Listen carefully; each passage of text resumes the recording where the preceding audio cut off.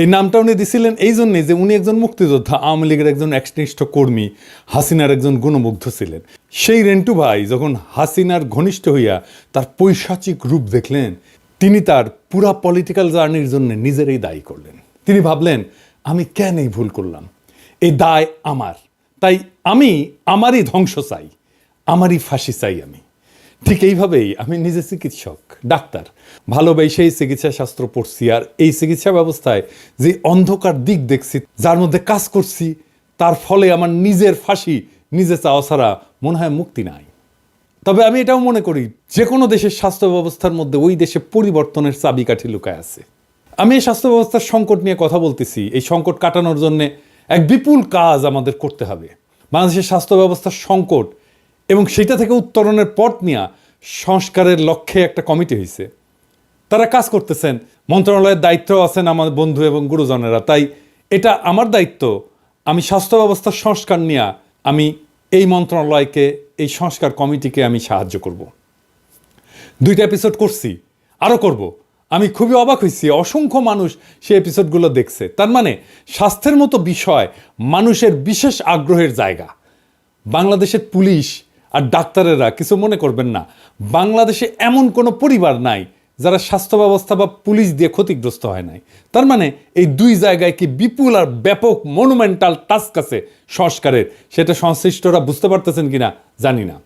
কিন্তু আমার মনে হইল যে আমি যেই পাটাতনে দাঁড়ায় সলিউশনগুলো দিয়ে বলতেছি আগের 2 এপিসোডে, সেই পাটাতনে না দাঁড়াইলে আমার সলিউশনটা আমি কেন দিছিলাম সেটা বোঝা যাবে না।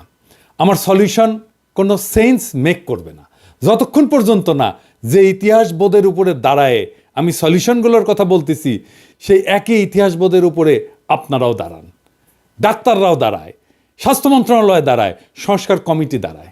আসেন আমরা আদি ইতিহাস থেকে শুরু করি, চিকিৎসা ব্যবস্থা আর তার বিবর্তনের ইতিহাস দেখি। কোন ভাঙাগড়ার মধ্যে দিয়ে গেছে সেই চিকিৎসা ব্যবস্থা, আজ আমরা যার উত্তরাধিকার। এই চিকিৎসা ব্যবস্থার ফিলোসফিক্যাল জার্নিটা কি, আসেন সেইটা আমরা বুঝে দেখি। সারা দুনিয়াতে স্বাস্থ্য ব্যবস্থার মেরুদণ্ড চিকিৎসক, অথচ এই চিকিৎসকদের বিরুদ্ধে মানুষের পর্বত প্রমাণ অভিযোগ। যে সুস্থ হয়ে বাড়ি যায় সে অভিযোগ করে, যে যায় না সে তো করবেই। তবে এই যে অভিযোগগুলা, এটা যে শুধু বাংলাদেশে তা না, এটা সারা দুনিয়ার চিত্র। কারণটা কি? কারণটা হচ্ছে যে চিকিৎসা শুধু বিজ্ঞান না, এটা একটা আর্ট। সেবাগ্রহীতা হিসেবে থাকে একজন রক্ত মাংসের জীবন্ত মানুষ। সে মানুষটা বাকি সব মানুষের চাইতে আলাদা। তার আলাদা জীবন আছে, সম্পর্ক আছে, স্মৃতি আছে, শিক্ষা আছে। এই বিপুল বৈচিত্র্যকে মায়া দিয়ে, মমতা দিয়ে, দক্ষতা দিয়ে, বিজ্ঞান দিয়ে ম্যানেজ করাটা খুবই জটিল একটা কাজ। এই জটিল কাজটাই করেন ডাক্তার। 2008 সালে হলিউডে একটা সিনেমা হয়েছিল, নাম নাইটস ইন রোদান্থ। সেই সিনেমার নায়ক রিচার্ড টেফানি গেইর অভিনয় করছেন একজন ডাক্তারের ভূমিকায়। সিনেমায় ওই ডাক্তারের নাম হচ্ছে ডাক্তার ফ্লেনার। ডাক্তার ফ্লেনারের হাতে সার্জারির সময় তার এক বৃদ্ধা রোগী সার্জারির বেডেই মারা যায়। ডাক্তার ফ্লেনার আসছেন সমুদ্রের ধারে একটা শহর রোদান্থতে বৃদ্ধার স্বামীকে কৈফিয়ত দিতে। ফ্লেনার বলতেছে যে অ্যানেস্থেশিয়ার জটিলতায় 50,000 জনের মধ্যে একজনের এরকম দুর্ঘটনা ঘটতে পারে, যে দুর্ঘটনাটা তোমার স্ত্রীর ক্ষেত্রে ঘটছে। বৃদ্ধ কিছুক্ষণ চুপ করে শুনে বললেন যে 50,000-এ একজন একটা সংখ্যা, আমাদের 43 বছরের দাম্পত্য জীবন। আচ্ছা ডাক্তার, তুমি কি আমার স্ত্রীর চোখের তারার রংটা দেখছিলা? এই যে আবেগের তীব্রতা, সেটা ডাক্তার ফ্লেনার সামাল দেবে কিভাবে যদি না 2 পক্ষের বিশ্বাস আর এমপ্যাথির একটা সম্পর্ক তৈরি না হয়। পৃথিবীর কোনো পেশাকেই তো এমন তীব্র মানবিক আবেগ মোকাবেলা করতে হয় না। আমার ডাক্তার হওয়ার মোটিভেশন বগুড়ার তারা ডাক্তার। বাবার বন্ধু ছিলেন, আমাদের পারিবারিক বন্ধু ছিলেন, অসম্ভব রূপবান এক মানুষ ছিলেন। এমন মমতায় উনি রুগী দেখতেন, এমন অপূর্ব ছিল ওনার হাসি, ওনার উপস্থিতি রোগ অর্ধেক ভালো কইরা দিত। উনি যখন বগুড়া আলতাফুন্নেসা খেলার মাঠের পাশের রাস্তা দিয়ে স্টেথো গলায় ঝুলায় যাইতেন, হাঁটতেন, তখন মনে হইতো দুনিয়ার সমস্ত সৌন্দর্য উনার উপরে ভর করছে। আমারও ছোটবেলায় মনে হইতো ঠিক এইভাবে স্টেথো গলায় আমাকে মাঠের পাশ দিয়ে হাইটে যেতে হবে। ডাক্তারি পেশা এতটাই সেলিব্রেটেড ছিল, কাঙ্ক্ষিত ছিল, আমি ডাক্তার হইতে হইতে সেই দিনগুলো কোথায় যেন হারায় গেল। আমরা মনে করি যে ডাক্তারেরা সব দেশে, সব যুগে, সব সমাজে সমাদৃত ছিল। কথাটা ঠিক না। পৃথিবীর সব দেশেই সমাজপতিরা চিকিৎসকদের প্রতি ছিলেন নির্দয়। এই ভারতবর্ষে চিকিৎসকরা রোগীর বাসার সামনের দরজা দিয়ে ঢুকতে পারতেন না, তাদের ঢুকতে হইতো যেই পথে ম্যাথরেরা বাসার বর্জ্য নিয়ে যাইত। গ্রিসের চিকিৎসককে মনে করা হতো নিচু জাতের কারিগর, রোমান সাম্রাজ্যের চিকিৎসকদের কাজ দেওয়া হতো দাসদের, শেক্সপিয়ার চিকিৎসকদের চিটার্স, মাউন্টেব্যাক্স বলছেন। মাউন্টেব্যাক্স মানে হয়েছে প্রতারক আর কি। ভলতেয়ার বলছিলেন চিকিৎসক তারাই যাদের ওষুধ সম্পর্কে জ্ঞান সামান্য, রোগ সম্পর্কে আরও কম, আর রোগী সম্পর্কে কিছুই জানে না। সেই ভলতেয়ার, যিনি এক বুদ্ধিবৃত্তিক বিপ্লবের জমিন তৈরি করবেন আধুনিক দুনিয়ায়, সেই ভলতেয়ার ডাক্তারদের কি ভাবতেন দেখেন। 1301 সালে বাংলা সাহিত্যপত্র চিকিৎসা সম্পর্কে লিখতেছে, এখন দেখিতে পাওয়া যায় যে কোনো লোক জমিদারি সেরাস্তায় কার্য করিতেন অথবা পণ্ডিতি করিয়া আসিতেছেন, মধ্যে খেয়াল হইল নিদান শাস্ত্র পড়ি। তিনি নিদান শাস্ত্র কিছুদিন পড়িয়া বিশেষ একটি উপযুক্ত সাইনবোর্ড লিখিয়া একজন সুচিকিৎসক হইয়া পড়িলেন। ব্যাবিলনের শাসক হাম্বুরাবি একটা অদ্ভুত আইন করছিল, সার্জারিতে ভুল হইলে ডাক্তারের হাত কেটে নেওয়া হবে। মধ্যযুগে পশ্চিমা সাহিত্য বাচাল, ভার, অর্থলোভী, অপদার্থ চিকিৎসকদের নিয়ে কৌতুকের সরাসরি। কোকাচ্চিওর ডেকামেরন বা চসারের ক্যান্টাবেরি টেলস, এইগুলোতে ডাক্তার একটা অত্যন্ত গুরুত্বপূর্ণ চরিত্র। 14 শতাব্দীর কবি পেত্রাক পোপ ষষ্ঠ ক্লিমেন্টের অসুস্থতার কথা যাই না, ওনাকে দেখতে গেছেন, তো গিয়া দেখেন যে পোপের বিছানার পাশে ডাক্তার। তিনি ফিরে গিয়া পোপকে চিঠি লিখলেন যে আপনার রোগশয্যার পাশে ডাক্তারের উপস্থিতি আমাকে শঙ্কিত করেছে। প্লিনির সাবধানবাণী স্মরণ করুন, ডাক্তাররা সারাতে নয় মেরে ফেলতেই পটু। ফরাসি নাট্যকার মলিয়ের তার ব্যঙ্গ নাটকের মূল উপজীব্যই ছিল ডাক্তারদের নিয়ে ঠাট্টা তামাশা। Imaginary invalid, the flying doctor, Don Juan, doctor Cupid, doctor in spite of himself, এই 5টা নাটকে ডাক্তারদের পেশা নিয়ে এত ব্যঙ্গ করা হয়েছে যে ডাক্তাররা দেখলে লজ্জাই পাবেন। জর্জ বার্নার্ড শর একটা নাটক আছে ডক্টর ডিলেমা নামে, সেখানে বার্নার্ড শ ভূমিকা লিখছেন যে 100 টাকা পারিশ্রমিক না বড় ডাক্তার কখনো 10 টাকা পারিশ্রমিকের ডাক্তারের সাথে একমত হবেন না, কারণ সেক্ষেত্রে তার বাড়তি 90 টাকার দাবিটা খেলেও হয়ে যায়। নেপোলিয়ন বলছিলেন যে মানুষ মারার অপরাধে পরলোকে গিয়া আমাদের মতো সেনাপতিদের চাইতে ঢের বেশি জবাবদিহি করতে হবে ডাক্তারদের। টলস্টয় ওয়ার অ্যান্ড পিস লিখতেছেন, ওখানে কৌতুক ভরে খোঁচা দিয়া লিখতেছেন, যদিও ডাক্তারেরা চিকিৎসা করেছিল, ওষুধ খাইয়েছিল, রক্ত মক্ষণ করেছিল, তবুও সে ভালো হয়ে উঠলো, মানে তার মারা যাওয়ারই কথা ছিল যেহেতু ডাক্তার আসছে। কিন্তু ইতিহাসে আরও আগে চিকিৎসকের নিরাময় করার অদ্ভুত ক্ষমতাকে মানুষ কিন্তু বন্দনা করছিল। জনগণের রোগ থেকে আরোগ্য লাভের আকাঙ্ক্ষা এত প্রবল হয়ে উঠছিল যে চিকিৎসকের দেবতার আসনে বসানো শুরু করলো তারা। মিশনে ইমহোটপ, আইসিস, গ্রিসে এসক্লেপিয়াস, ভারতে ধন্বন্তরী। ধর্মও ঈর্ষা করতে শুরু করছিল চিকিৎসকদের। যিশু বলছিলেন যারা ঈশ্বরের অবহেলা বা পাপ করবে তারা চিকিৎসকের হাতে পড়ার মতো শাস্তি পাবে। কিন্তু অলৌকিক নিরাময়ের ক্ষমতা প্রদর্শন হয়ে উঠল মানুষের মন জয়ের অন্যতম উপায়। যিশু নিজেই রোগাক্রান্তকে নিরাময় করে তার ঐশ্বরিক ক্ষমতা প্রমাণ দিয়েছেন। এমনকি গৌতম বুদ্ধ। এখনও ক্যাথলিক ফাদার হওয়ার শর্ত হচ্ছে কমপক্ষে 2টা অলৌকিক নিরাময়ের ক্ষমতা দেখাইতে হবে। চিকিৎসার সাথে অলৌকিকত্ব আর চিকিৎসককে দেবত্ব আরোপ করার ফলে লাভ হইল না চিকিৎসকের বা চিকিৎসাবিদ্যার, কারণ চিকিৎসক তো দেবতা না, তার মধ্যে কোনো ঐশ্বরিক ক্ষমতাও নাই। চিকিৎসকের কাছে মানুষের প্রত্যাশা এত উঁচুতে পৌঁছাইল যে সেদিন থেকে চিকিৎসকরা হেরে গেলেন সেই খেলায়। তারপরেই এইভাবে মধ্যযুগের সাহিত্যে চিকিৎসকদের এই অবস্থা। তবে এই অবস্থার আবার পরিবর্তন হইল অষ্টাদশ শতাব্দীর শেষ দিকে। তখন কলোনি মাস্টাররা যাচ্ছেন সারা দুনিয়ায়, নতুন নতুন যুদ্ধবিগ্রহ লেগেই আছে। সেই প্রথম ব্যাপকভাবে সেনাবাহিনীতে নেওয়া হতে থাকলো তরুণ ডাক্তারদের। ছড়ায় ছিটায় থাকা ডাক্তাররা একটা সুসংগঠিত বাহিনীর সদস্য হয়ে ছড়ায় পড়লো সারা দুনিয়ায়, মিশতে থাকলো সাধারণ মানুষের সাথেও। মানুষেরা দেখলো ক্ষমতাবান কিন্তু মাটির কাছাকাছি মানুষ। 19 শতকের মাঝামাঝি সৎ আদর্শবাদী চিকিৎসকদের দেখতে শুরু করলো পৃথিবী। সাহিত্যও ছাপ পড়ল। 1872 সালে প্রকাশিত হলো জর্জ এলিয়টের মিডল মার্চ। তার নায়ক এক অসাধারণ আদর্শবাদী চিকিৎসক, টার্সিয়াস লিডগেট। লেখা হলো madame Bovary, enemy of the people, যা থেকে সত্যজিৎ রায় বানাইলেন গণসত্য সিনেমাটা, doctor Pascal, Arrowsmith, citadel, plague. Bangla সাহিত্য লেখা হলো দত্তা, পথের দাবি, আরোগ্য নিকেতন, অগ্নি। সিনেমায় উত্তম কুমারের সবচেয়ে উজ্জ্বল চরিত্র অভিনয় ছিল ডাক্তারের চরিত্র, দেশপ্রেমিক, আদর্শবাদী, মহান পেশায় ব্রতী, নির্লোভ মহাপুরুষের প্রতিচ্ছবি। সেই সময়টাই ছিল চিকিৎসা পেশার স্বর্ণযুগ। আর আজকের বাংলাদেশের স্বাস্থ্য ব্যবস্থার সমস্যা আরও জটিল, কারণ পুরা সিস্টেম ভয়াবহ করাপশন ঢুকছে। রোগী ধরা দালাল, ডায়াগনস্টিক সেন্টারের কমিশন, হাসপাতালগুলোর রোগী ধরা বাণিজ্য, কিছু বড় বড় ফার্মাসিউটিক্যাল কোম্পানি একটা বড় অংশের ডাক্তারদের সাথে মাসোহারার সম্পর্ক, কিছু ডাক্তারদের মারাত্মক পেশাগত অদক্ষতা, রোগীদের সাথে দুর্ব্যবহার, আর এই সিস্টেমটাকে টিকায় রাখার জন্য গড়ে ওঠা কায়েমি স্বার্থবাদী গোষ্ঠী পরিস্থিতিকে জটিল থেকে জটিলতর করে তুলছে। মানুষ বুঝতে পারে যে এই ব্যবস্থা অত্যন্ত করাপ্ট, তাই সে মাঝে মাঝে তার ক্ষোভ ঝাড়ে ফ্রন্ট লাইনে থাকা ডাক্তারদের উপরে। অভিযোগ ভুল চিকিৎসার। ডাক্তাররা কেন ভুল চিকিৎসা করে? এর দায় কি শুধু ডাক্তারের?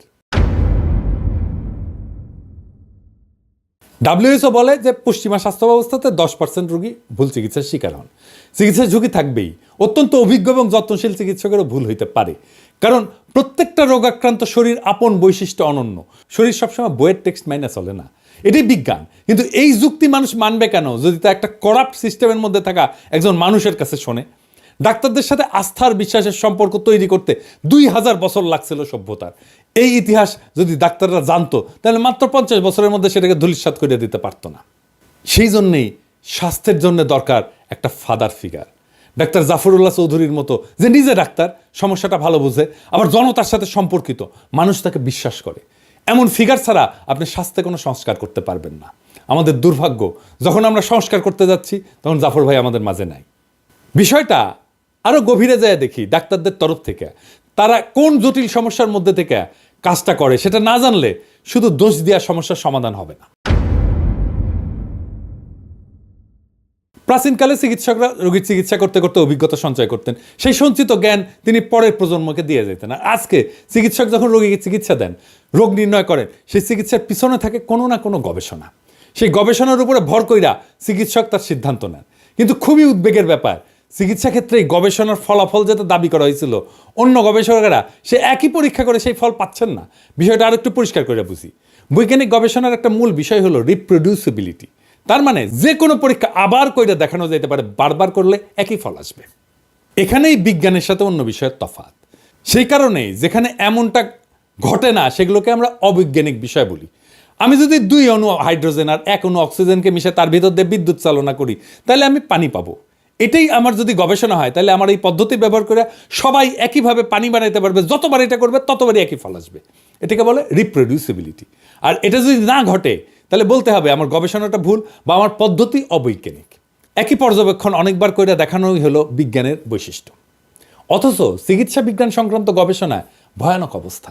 প্রকাশিত গবেষণায় যা ফল পাওয়া যায় বলে দাবি করা হচ্ছে, তার বেশিরভাগই আবার নতুন করে গবেষণা করলে আর পাওয়া যাচ্ছে না। মানে আগের গবেষণাটাই ছিল ভুয়া। এটা সামান্য কথা না, কারণ এই গবেষণার উপর ভিত্তি করে চিকিৎসার ব্যবস্থা তৈরি হয়েছে। সেই চিকিৎসা লাখো লাখো লোককে দেওয়া হয়েছে। এই দায় কি তাহলে চিকিৎসকের? 2011 সালে আমেরিকার ভার্জিনিয়া বিশ্ববিদ্যালয়ের সাইকোলজিস্ট ব্রায়ান নোসেক তার সহকর্মীদের নিয়ে সাইকোলজির প্রায় 100টা গবেষণা আবার করছিলেন। এই কাজটা ইন্ডিভিজুয়ালি করা হয় না, কারণ বিজ্ঞানীদের যা দিয়ে উৎসাহ দেওয়া হয়, যেমন স্কলারশিপ, পুরস্কার, কমিটি মেম্বারশিপ, এগুলো পাইতে হলে চমকপ্রদ গবেষণার ফলাফল দেখাইতে হয়। তাই আগে হওয়া গবেষণা নিয়ে কেউ আর কাজ করতে চায় না, একই কাজ আরেকবার করে দেখতে চায় না। অবাক ব্যাপারে 100টা গবেষণার 3 ভাগের 1 ভাগ গবেষণার ফল ভুয়া।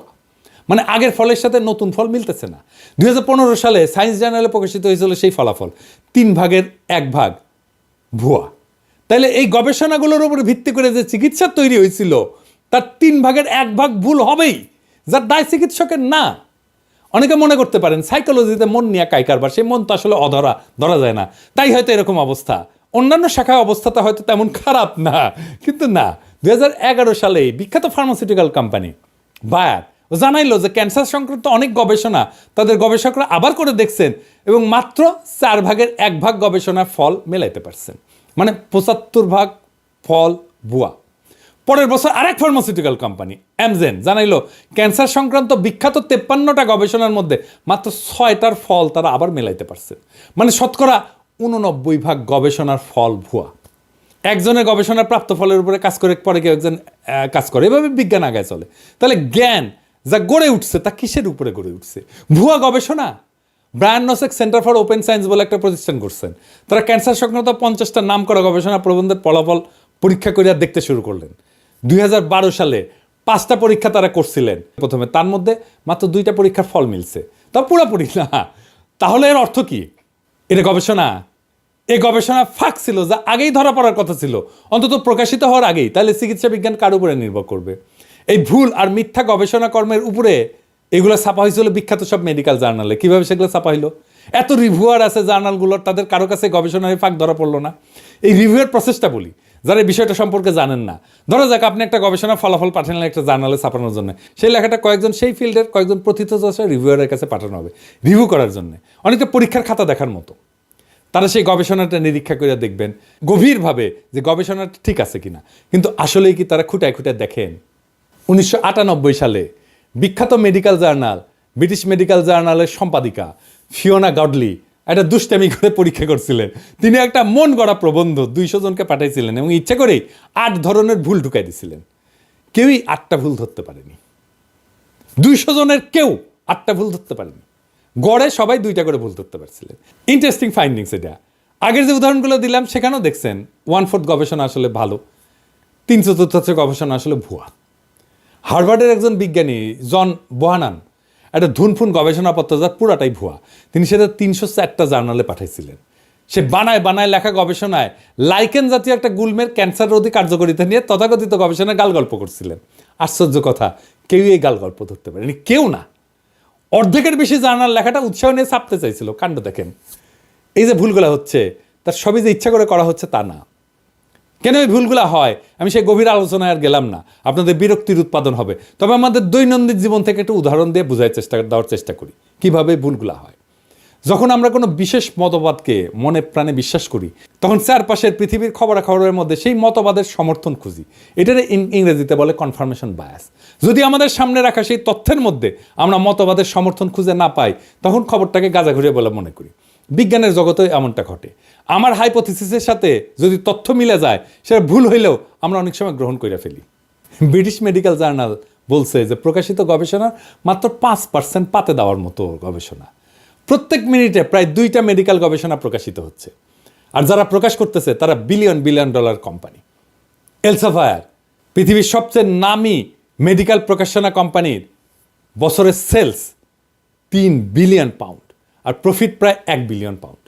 এমনকি এরা ফার্মাসিউটিক্যাল কোম্পানির কাছ থেকে টাকা নিয়ে ট্রেস ছাপায়। আর 99% ডাক্তারেরা আসলে পড়ে না, আর বাকি 1% ডাক্তারেরা পড়তে পারে না গবেষণা কর্ম। তাই তাদের ইনফরমেশনের সোর্স হয়ে ওঠে ফার্মাসিউটিক্যাল কোম্পানি। আমার কথা না, গবেষণার কথা। এই যে গ্যাববে অ্যান্ড লি মে তাদের গবেষণার ফাইন্ডিংস এভাবে লিখছেন যে clinicians rarely accessed, appraised and used explicit evidence directly from research or other formal sources. তার মানে হইতেছে চিকিৎসকেরা কদাচিৎ গবেষণা বা ফর্মাল সোর্স থেকে এভিডেন্স কালেক্ট করে। এর ফলে যারা মার্কেটিং আর প্রমোশনে বিলিয়ন ডলার খরচ করে তাদের প্রভাবে ডাক্তাররা এমন সব ওষুধ লেখে যা ক্ষতিকর বলে চিহ্নিত হয়েছে। এর মধ্যে 1998 সালে আমেরিকার 5টা ওষুধকে প্রত্যাহার করা হয়েছিল যেগুলো রোগীর কোনো উপকার তো করেই না, ক্ষতি করছিল। তার মধ্যে ছিল অ্যালার্জির ওষুধ, মেদ কমানোর ওষুধ, কোনো প্রাণঘাতী রোগ চিকিৎসার ওষুধ কিন্তু না। কিন্তু এটা যেই সময় বাজারে ছিল আমেরিকার মানুষের 10% এই ওষুধগুলো কোনো না কোনো সময় খাইছে। এই ওষুধের অ্যাপ্রুভালের সময় যে ডেটা দেওয়া হয়েছিল সেগুলো ছিল ভুয়া। এ দায় তাহলে কার? এমন মিথ্যা আর গাঁজাখুরি জিনিস গবেষণা বলে প্রকাশিত হয়েছিল নামকরা জার্নালে।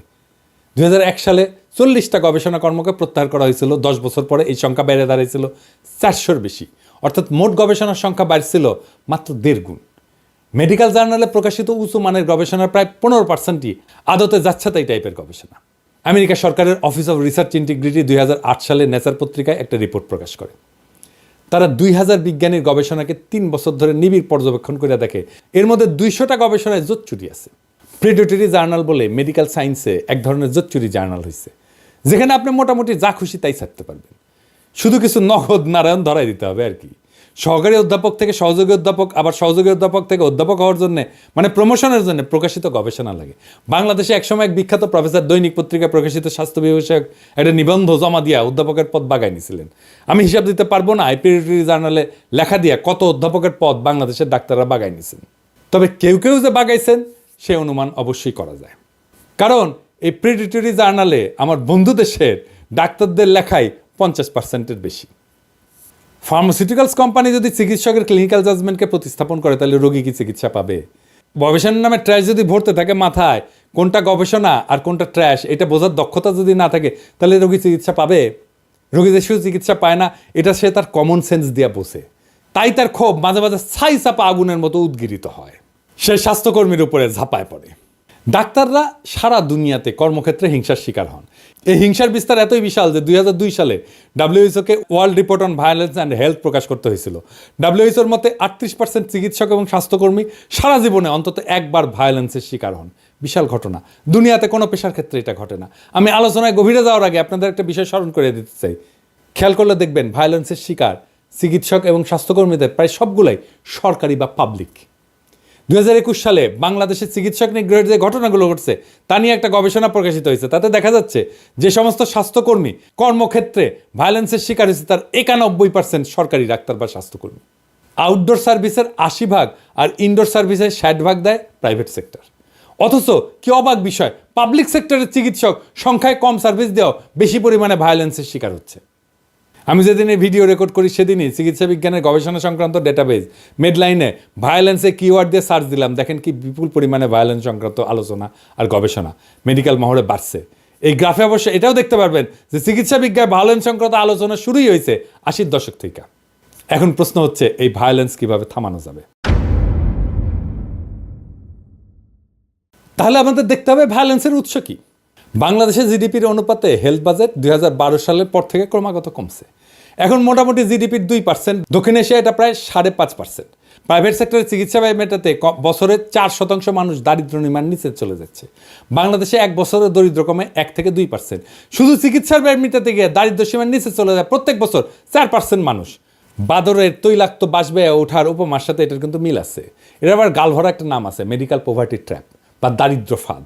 হার্ভার্ড মেডিকেল স্কুলের সোশ্যাল মেডিসিনের শিক্ষক পল ফার্মার এটাকে বলছেন স্ট্রাকচারাল ভায়োলেন্স। এর অর্থ হচ্ছে জাত, ধর্ম, লিঙ্গ, বর্ণ, বৈষম্য, রাজনৈতিক হিংসা, যুদ্ধ, সামাজিক অর্থনৈতিক অসাম্য এসব কিছুই নির্ধারণ করে কে অসুস্থ হয়ে পড়বে এবং মেডিকেল সার্ভিস নিতে পারবে। তার মানে আপনি একজন স্বাস্থ্যকর্মী হয়ে এই বাজেটে কাজ করে নিজেই স্ট্রাকচারাল ভায়োলেন্সের অংশ হচ্ছেন। রোগীরা স্ট্রাকচারাল ভায়োলেন্সের শিকার হয় প্রথমে। ডাক্তার না জেনে না বুঝে স্ট্রাকচারাল ভায়োলেন্সের অংশ হয়ে যান। রোগীর স্বজনেরা সেই স্ট্রাকচারাল ভায়োলেন্সের ফিজিক্যাল এমবডিমেন্ট হিসেবে দেখে একজন ডাক্তারকে। তাই পাল্টা আক্রমণের লক্ষ্য হয় সে। আপনি স্বাস্থ্যকে প্রায়োরিটি না দিলে স্ট্রাকচারাল ভায়োলেন্স কমবে না। আপনি দেখবেন এই জুলাই আগস্ট বিপ্লব যোদ্ধাদের সুচিকিৎসার ব্যবস্থা করতে পারলো না স্বাস্থ্য মন্ত্রণালয়। ওই যে প্রায়োরিটি মনেই করলো না যে কাজটা জরুরি। যে মন্ত্রণালয় 20-25 হাজার আহত ছাত্র জনতাকে সার্ভিস দিয়ে তৃপ্ত করতে পারে না, সে 18 কোটি জনতাকে কিভাবে তৃপ্ত করবে? এটাই তো ছিল স্বাস্থ্য মন্ত্রণালয়ের জন্য অ্যাসিড টেস্ট। স্বাস্থ্য যে জাতীয় উন্নয়নের জন্য, অর্থনৈতিক উন্নয়নের জন্য একটা পূর্ব শর্ত, এটা না বুঝে আমাদের নীতি নির্ধারকেরা না আমাদের হেলথের লিডাররা বুঝাইতে পারে নীতি নির্ধারকদের। এই বিষয়টা বুঝে দেখি। 2010 সালে একটা ইন্টারেস্টিং প্রবন্ধ প্রকাশিত হয়েছিল, nuclear weapons and neglected diseases the 10,000 to 1 gap শিরোনামে। এই প্রবন্ধে বলা হয়েছে 11টা পারমাণবিক শক্তিধর দেশ $10 ট্রিলিয়ন বেশি ব্যয় করছে অস্ত্র তৈরি এবং মেনটেন্যান্সে। আর সারা পৃথিবীতে 80 কোটি মানুষ কৃমিতে আক্রান্ত যে হয় তার বেশিরভাগই নিম্ন বা মধ্য আয়ের পারমাণবিক শক্তিধর দেশ। যেমন ইন্ডিয়াতে 14 কোটি, চীনে 8.5 কোটি। নেগলেক্টেড ডিজিজ কন্ট্রোলের জন্য বরাদ্দ সারা দুনিয়ায় $1 বিলিয়ন কম। অর্থাৎ $10 ট্রিলিয়ন পারমাণবিক অস্ত্র সম্ভারের 10,000 ভাগের 1 ভাগেরও কম। 2010 সালে ল্যান্ডসেটের 2 জানুয়ারি আর একটা প্রবন্ধ প্রকাশিত হয়েছিল, neglected topical disease beyond the tipping point শিরোনামে। ওখানে প্রবন্ধকার বলছে যে ওভারসিজ ডেভেলপমেন্ট ফান্ডের মাত্র 0.6% বরাদ্দ আছে নেগলেক্টেড টপিক্যাল ডিজিজের জন্য। মাইকেল মমার্ট এইসব বিশ্লেষণ করে বলছিলেন যে স্বাস্থ্য হইল দীর্ঘ সামাজিক প্রক্রিয়ার পরিণতি এবং ফলাফল। এই যে স্ট্রাকচারাল ভায়োলেন্স, তার শিকার হচ্ছে সাধারণ মানুষ, যাদের এই ভায়োলেন্সে কোনো ভূমিকা নাই, ভাষ্য নাই, কোনো অবস্থিতিও নাই। বাংলাদেশের মানসিক চিকিৎসকরা সম্প্রতি বলছেন যে বাংলাদেশের 4 জনের মধ্যে 1 জন মানসিক রোগে ভুগতেছে। প্রত্যেক বছর 10,000 জন মানুষ আত্মহত্যা করতেছে। এর কারণ হিসাবে বেকারত্ব, হতাশার কথা বলছেন ডাক্তাররা সাহেবেরা। এটা খুব গুরুত্বপূর্ণ কথা বলছেন, তা হচ্ছে বিচারহীনতা।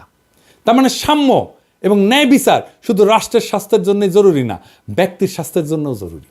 ভায়োলেন্সের the medicine, the necessary politics of public health প্রবন্ধে বলা হয়েছে এই ভায়োলেন্সের ট্রিগারিং ফ্যাক্টরগুলোর সামাজিক এবং রাজনৈতিক ডাইমেনশন আছে। ভায়োলেন্সের প্রশ্নের সাথে জড়ায় আছে গ্লোবালাইজেশনের বিতর্ক। আলমা তার প্রাইমারি হেলথ কেয়ারের ঐতিহাসিক ঘোষণায় স্বাস্থ্য নিশ্চিত করার শর্ত হিসেবে শান্তি নিশ্চিত করার কথা বলা হয়েছিল, রাষ্ট্রীয় সংঘাত বন্ধ করার কথা বলা হয়েছিল, আর নিরস্ত্রীকরণের উপরে জোর দেওয়া হয়েছিল। ডাক্তারির খুব একটা অন্তর্গত দার্শনিক কন্ট্রাডিকশন আছে। আপনি খেয়াল না রাখলেই পা স্লিপ কাটবেন। এটা যে শুধু ডাক্তারদের বুঝলে হবে না, এটা বুঝতে হবে সবাইকেই। কত ধরনের সূক্ষ্ম সূক্ষ্ম ফাঁদ আছে, ট্র্যাপ আছে, পিছল জায়গা আছে, যেটা আমাদের খুব গভীরভাবে বোঝা দরকার। তাছাড়া শুধু ডাক্তারদের দোষী দেবেন কিন্তু ফল আসবে না। সংস্কারের কথা বলবেন, সংস্কার হবে না। কারণ মূল সমস্যার গভীরে যে বুঝতে হবে কোথায় সমস্যা।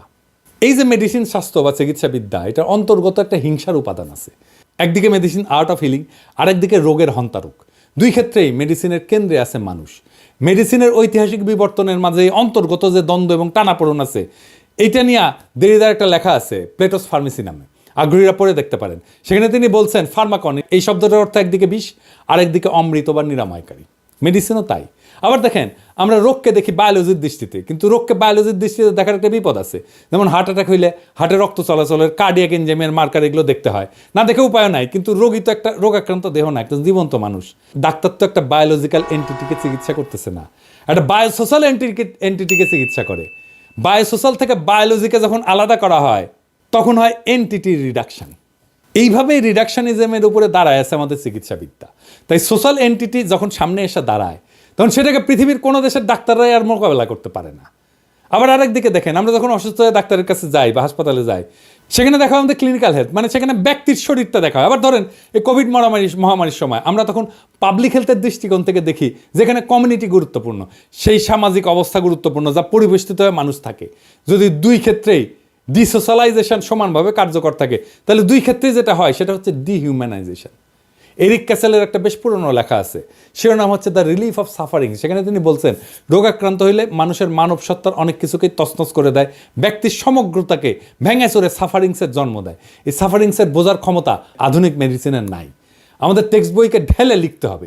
পুরো টেক্সট বই আর শিক্ষাদানের পদ্ধতি না বদলাইলে চিকিৎসাবিদ্যা রোগীকে বায়োসোশ্যাল এন্টিটি হিসেবে দেখতে পারবে না। এইবার আসেন হাসপাতাল প্রসঙ্গে।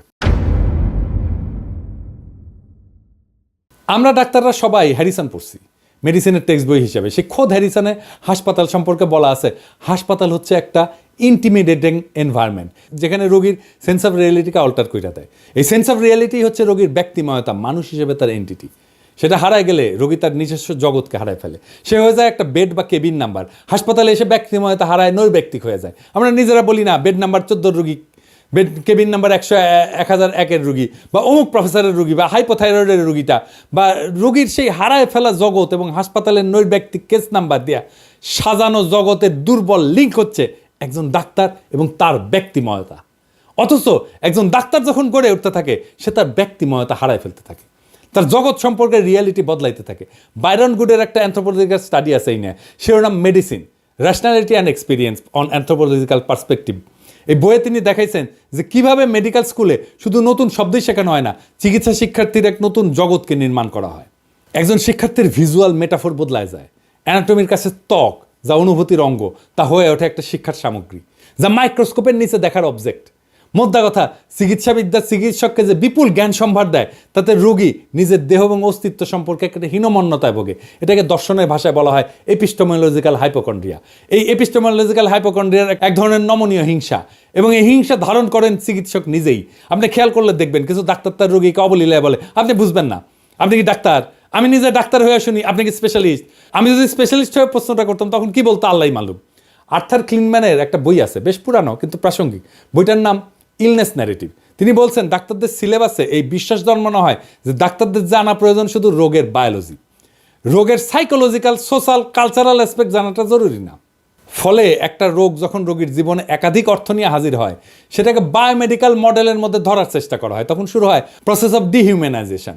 অথচ আমরা যেদিকে তাকাই না কেন, চারিদিকে আছে মানুষ, তার সমস্ত আকাঙ্ক্ষা, অপ্রাপ্তি, অসাম্য নিয়ে। সেই মানুষকে বাদ দিয়ে আমরা হামলায় পড়ি তার রোগের উপরে। রোগীর মধ্যে হাজির থাকা বায়োসোশ্যাল এন্টিটির বদলে রোগের উপরে হামলায় পড়ার ঘটনা ঘটে মেডিকেল ইন্ডাস্ট্রিয়াল কমপ্লেক্সের নিপুণ পরিচালনায়। কি এই মেডিকেল ইন্ডাস্ট্রিয়াল কমপ্লেক্স? 1980 সালের 23 October New England journal of মেডিসিনের সম্পাদক আর্নল্ড রেনম্যান একটা সারা জাগানো প্রবন্ধ লিখছিলেন, the new medical industrial complex নামে। তিনি পাঠকদের সতর্ক করে দিয়ে বলছিলেন যে এই মেডিকেল ইন্ডাস্ট্রিয়াল কমপ্লেক্স আমাদের ফিউচার মেডিকেল সিস্টেমের দখল নিয়ে নেবে, কিন্তু তারা আমাদের অ্যাকচুয়াল হেলথ প্রায়োরিটিকে গুরুত্ব দেবে না। তাই কিন্তু হয়েছে আজ প্রায় $11 ট্রিলিয়ন বাণিজ্য ক্ষমতা সম্পন্ন হেলথ কেয়ার ইন্ডাস্ট্রি প্রায়োরিটি কি? এদের প্রায়োরিটি টাকা চুল গজানোর ওষুধ বা পৌরুষ জাগ্রত করার ওষুধ। টিবির ওষুধ আসেনি আজ পর্যন্ত 50 বছর। রিফাম্পিসিন কিন্তু টিবির ওষুধ হিসেবে আবিষ্কার হয়নি, লেপ্রোসির ওষুধ হিসেবে আবিষ্কার হয়েছিল, জানেন নিশ্চয়ই। ফাইলিয়ার বা কৃমির ওষুধ তৈরি হয় না। আরেকটা জায়গায় যেখানে তারা ওষুধ তৈরি করে সেটা হচ্ছে ক্যান্সারের ওষুধ, কারণ ক্যান্সার রোগীর পরিবার আর তার স্বজনদের অসহায়ত্বকে ক্যাপিটালাইজ করে সর্বোচ্চ মুনাফা তৈরির সুযোগ তৈরি করে দেয়। আর চিকিৎসা সেবায় যে মেটাফর ব্যবহার করা হয় সেটাও চিকিৎসা ব্যবস্থাকে ডিহিউম্যানাইজ করে। মেটাফর সবসময় সামরিক।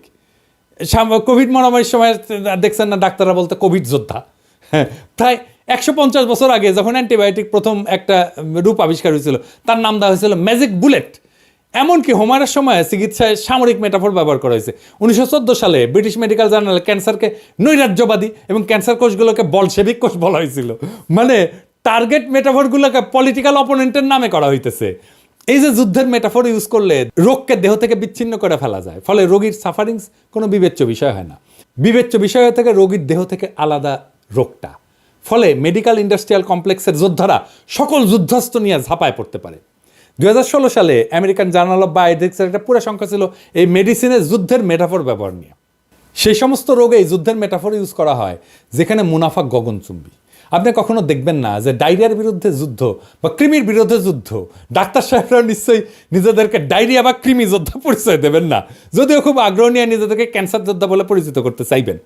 মেডিসিনের এই গ্লোবাল কালচারে ডাক্তারেরা সজ্ঞানে বা অজ্ঞানে বিশ্বাসী হয়ে ওঠে এবং বাহক হয়ে যায়। হিংসার এক নতুন চেহারা আমাদের সামনে ভাইসা ওঠে। এমনকি দেহকে জাতিরাষ্ট্রের সাথেও তুলনা করা হয়েছে।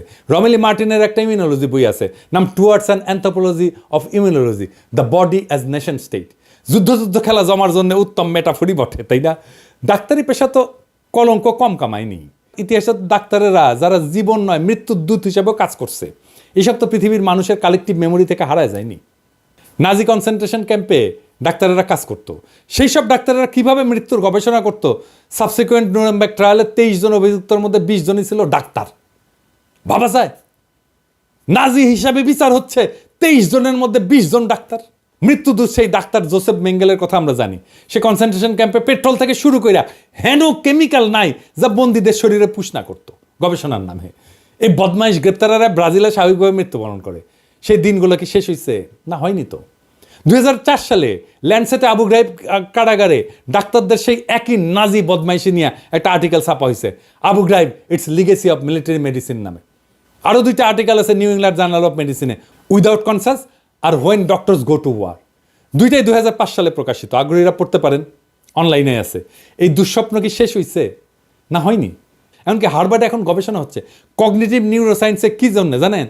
যারা আমেরিকান রাষ্ট্রের বিরুদ্ধে যুদ্ধ ঘোষণা করছে, অর্থাৎ হার্ডকোর টেরোরিস্ট, তারা দৈহিক আর মানসিক অত্যাচারে ঠিক কোন পর্যায়ে গিয়ে ভেঙা পড়তে পারে তার ব্রেন ম্যাপিং করা, মস্তিষ্কের ফিজিওলজিতে কী কী বায়োকেমিক্যাল পরিবর্তন ঘটে সেটা পরিমাপ করা। কি ভয়ানক অবস্থা! আবার দেখেন, দেহের উপরে রাষ্ট্রের নিয়ন্ত্রণের সবচেয়ে বর্বর রূপ হচ্ছে মৃত্যুদণ্ড। এই মৃত্যুদণ্ড দেওয়ার সময় এমনকি